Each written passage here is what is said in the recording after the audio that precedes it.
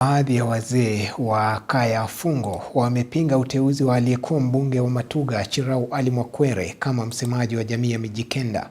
Wazee hao kutoka kaya Fungo wanasema hawakushirikishwa katika mchakato huo, wakisisitiza kuwa uteuzi huo haukufuata taratibu na mila za jamii ya Mijikenda. Wametoa notisi ya siku 14 kwa Mwakwere pamoja na watu waliohusika katika uteuzi wake kuomba radhi kwa jamii ya Mijikenda, wakidai kuwa hatua hiyo ilichochewa na maslahi ya kisiasa. Kwa nini haya masuala ya umoja wa Mijikenda ambao mnazungumzia, mbona hamshirikishi viongozi wote waliteuliwa?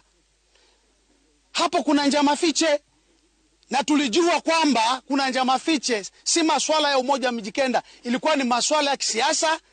Msimu wa siasa uko karibu, wamekuja na mbinu mpya wauze Mijikenda, na jana ilidhihirika kwamba nilikuwa ni mbinu ya kuuza Mijikenda.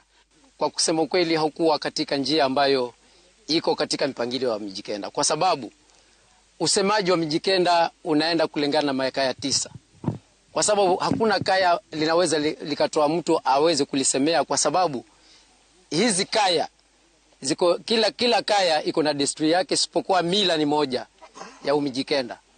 Kwa hivyo yale ambayo yalifanyika, yule bado tunamtambua kama msemaji wa Wadigo. Ni kwa nini kila ikifika wakati wa siasa iko karibu ndio mnaitisha umoja wa Mijikenda?